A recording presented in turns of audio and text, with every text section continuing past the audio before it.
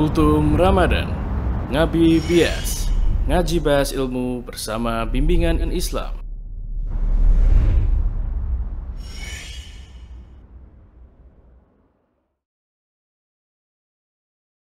Alhamdulillah, wassalatu wassalamu ala rasulillah, wala hawla wala quwata illa billah. Amma ba'du, ibadallah, wahai hamba-hamba Allah, ketahuilah bahwasanya Allah subhanahu wa ta'ala memiliki hukum yang sempurna dan hikmah yang tinggi dalam ciptaan dan syariatnya. Dialah yang maha bijaksana dalam ciptaan dan syariatnya. Segala sesuatu yang Allah syariatkan pasti ada hikmahnya. Termasuk di dalamnya puasa. Banyak sekali hikmah-hikmah dalam puasa. Di antaranya puasa adalah ibadah kepada Allah Subhanahu wa taala. Seseorang bisa mendekatkan diri kepada Allah Subhanahu wa taala dengan puasa. Dengan cara meninggalkan hal-hal yang disukainya. Hal-hal yang diinginkannya. Baik itu makanan, minuman, maupun melakukan hubungan intim. Dengan menjalankan ibadah puasa, maka nampak kejujuran keimanan seseorang, kesempurnaan ubudiyahnya kepada Allah Subhanahu wa taala, kekuatan cintanya dan harapannya yang besar kepada Allah Subhanahu wa taala. Kemudian yang kedua, di antara hikmah puasa, bahwasanya puasa merupakan sebab ketakwaan. Allah Subhanahu wa taala berfirman dalam surat Al-Baqarah ayat 183. Ya ayyuhallazina amanu kutiba alaikumussyam kama kutiba alal ladzina min qablikum la'allakum tattaqun. Wahai orang-orang beriman, diwajibkan atas kalian berpuasa sebagaimana diwajibkan atas orang-orang sebelum kalian, agar kalian bertakwa.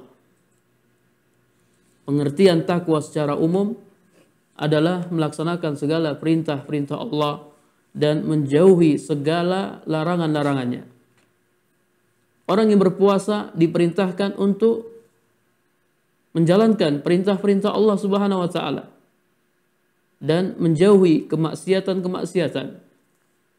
Dalam hadis riwayat Bukhari, Nabi sallallahu alaihi wasallam bersabda, "Man lam yada qaula zur wal amala bihi wal jahla falaysa lillahi hajatun fi ayyada'a ta'amahu wa sarabahu."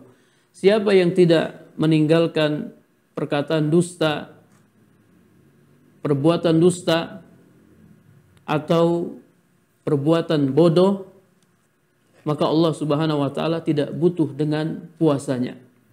Orang yang berpuasa tidak boleh bohong, tidak boleh mengatakan perkataan dusta atau melakukan perbuatan dusta. Kemudian dalam hadis yang lain,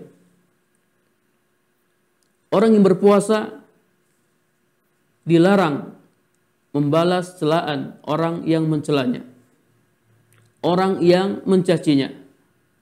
Ketika dia dicela atau dicaci, Nabi Shallallahu Alaihi Wasallam memerintahkannya untuk mengatakan, Inni shaim, sesungguhnya aku sedang berpuasa. Orang yang berpuasa tidak boleh mencela atau mencaci maki. Kemudian yang ketiga, hikmah puasa yang ketiga, dengan puasa hati menjadi fokus untuk berfikir dan berzikir. Berbeda dengan kenyang, menuruti hawa nafsu. Itu bisa menyebabkan kelalaian. Bahkan terkadang mengeraskan hati dan membutakan hati dari kebenaran. Oleh karenanya Nabi SAW memberikan bimbingan untuk sedikit makan. Nabi bersabda dalam hadis riwayat Ahmad, An-Nasai dan Ibnu Majah, Bihasabi bani Adam luqaimat. Cukuplah bagi anak Adam beberapa suap untuk menegakkan tulang punggungnya. Kemudian yang keempat, di antara hikmah puasa bahwasanya orang kaya menyadari betapa besar nikmat kekayaan yang Allah berikan kepadanya. Di mana Allah Subhanahu wa taala telah memberikan nikmat makanan, minuman, dan istri kepadanya. Sementara kebanyakan orang tidak mendapatkan kenikmatan ini. Tidak punya makan, tidak punya minum, tidak punya pasangan. Maka dia pun memuji Allah Subhanahu wa taala, bersyukur kepadanya. Dan dia ingat saudaranya yang fakir, yang miskin. Maka hatinya tergerak untuk membantu mereka, untuk bersedekah kepada mereka, supaya mereka bisa menutupi rasa laparnya, supaya mereka bisa memakai pakaian, menutupi auratnya. Nabi SAW adalah orang yang paling dermawan. Dan kedermawanan beliau semakin meningkat di bulan Ramadan ketika Jibril alaihissalam menemuinya, mengajarkan Al-Quran kepadanya.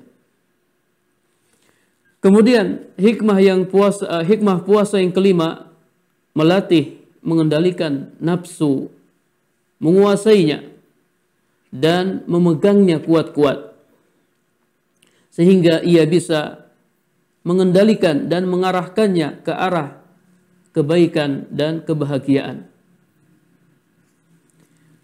Yang keenam, di antara hikmah puasa, menghilangkan kesombongan dari jiwa orang yang melaksanakannya, sehingga dia tunduk kepada kebenaran dan bersikap lemah lembut terhadap sesama. Orang yang kenyang, kemudian dia penuhi syahwatnya dengan melakukan hubungan intim, terkadang perkara-perkara ini bisa mengantarkan dirinya kepada sikap sombong. Sombong terhadap kebenaran maupun sombong terhadap sesama. Nafsu manusia ketika butuh terhadap perkara-perkara ini, butuh makan, butuh minum, butuh melakukan hubungan intim, maka ia akan berusaha untuk mendapatkannya. Kalau dia sudah mendapatkannya, ia pun merasa telah meraih keinginannya, maka muncullah rasa senang yang tercela dan rasa sombong yang bisa menjadi sebab kebinasaannya. Kemudian hikmah puasa yang ketujuh, bahwasanya dengan puasa maka aliran-aliran darah menjadi sempit disebabkan lapar dan haus. Maka jalan-jalan setan di tubuh manusia juga menjadi sempit. Karena setan berjalan di tubuh manusia melalui aliran darah, sebagaimana yang dikabarkan oleh Nabi sallallahu alaihi wasallam. Karenanya puasa bisa mengekang hawa nafsu. Nabi bersabda kepada para pemuda, "Ya ma'syarus sabab, wahai para pemuda, barang siapa di antara kalian yang sudah mampu menikah, hendaklah dia menikah. Karena menikah itu bisa menundukkan pandangan dan memelihara kemaluan. Namun barang siapa yang belum mampu, maka hendaklah dia berpuasa, karena puasa bisa mengekang hawa nafsunya. Puasa bisa mempersempit jalan-jalan setan dalam tubuhnya." Kemudian hikmah puasa yang terakhir, yang kedelapan, puasa bisa menghasilkan berbagai manfaat kesehatan. Dengan mengurangi makanan, mengistirahatkan alat-alat pencernaan untuk beberapa waktu tertentu, kemudian membersihkan tubuh dari sisa-sisa dan endapan-endapan makanan yang berbahaya bagi tubuh manusia, dan lain-lain. Masih banyak hikmah-hikmah puasa yang dijelaskan oleh para ulama. Walhasil, para pemirsa, betapa agung dan tinggi hikmah Allah Subhanahu wa taala betapa bermanfaat dan bermaslahat syariat Allah bagi makhluknya. Wassallallahu ala nabiyina Muhammad walhamdulillahi rabbil alamin.